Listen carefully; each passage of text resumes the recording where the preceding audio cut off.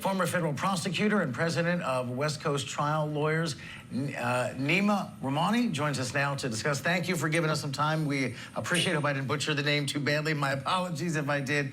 But I do want to pick your brain about what we saw. This was perfect. Thank you. Absolutely. This was a major headline. Again, we've never seen a former president of our country under this kind of legal pressure and facing dozens of counts in multiple jurisdictions. And this isn't even one of the big four. This is kind of one of a side note trial. But I watched a lot of reporting and commentary on this yesterday, and the consensus seemed to be that there were so many outbursts, it was so combative, it was so defiant on Trump's part that it really wasn't about the legal issue at hand. It was a broader political/PR strategy. Do you agree with that? And what do you think his goal was in being that adversarial to the judge who's going to decide the penalty in this case? I agree completely. This wasn't about the legal case. This was purely political theater. And, Donald Trump is a very smart litigant, and he knows how to both navigate through the court system, but also deal with the media. And he knows that he's already lost this case. It's just a matter of how badly the judge is going to issue a fine against him and the Trump organization. So he's talking to his base for fundraising purposes. He's thinking about a potential appeal down the road. And most importantly, he's talking to undecided voters, many of whom want a fighter in the Oval Office next year.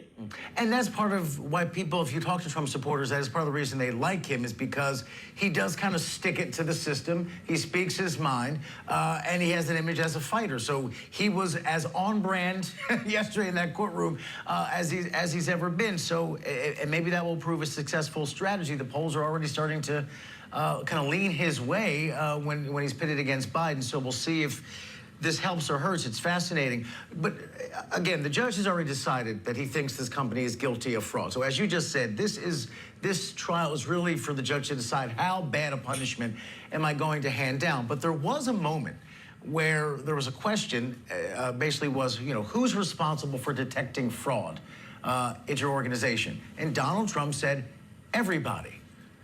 Well, that almost seems to be an answer that implicates everybody and was different than the testimony of his two sons who said, oh, no. Talk to the financial guys. This was their problem. We didn't know anything about it. That everybody, that one-word answer, does seem to hurt the primary defense of, hey, wasn't me. Oh, I agree. And, you have to compare Donald Trump's testimony to that of his two sons, Don Jr. and Eric, last week. The sons tried to distance themselves from these valuations. They were pointing the fingers at the family accountants. The problem is, this isn't a criminal case. Many of these claims don't require that knowledge and intent that have to be proven in a criminal prosecution. The organization is liable for the acts of his officers and directors in the course and scope of their employment. So what the defense needed is someone to get up there and to actually defend these valuations. And Trump tried to do so. Of course, he talked about his brand and how great of a business person he is. And to that extent, it was actually a more effective defense than Don Jr. and Eric presented last week.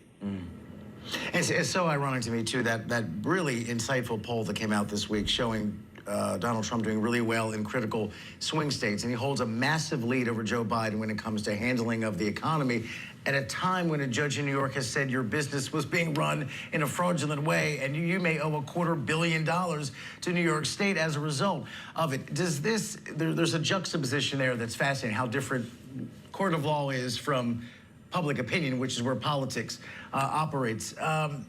Could this really be something that puts Trump out of business in New York, where he has worked for decades?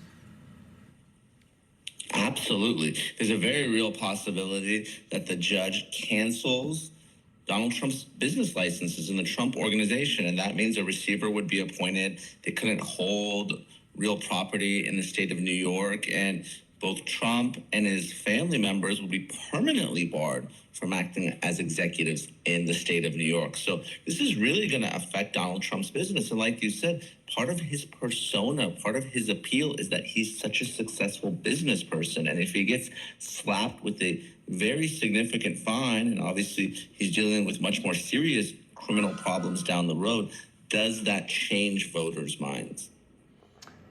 Former federal prosecutor and president of West Coast Trial Lawyers, Neama Rahmani, thank you so much for your time and insight. I really appreciate it. Good conversation. More news coming up next. Thanks, Roger.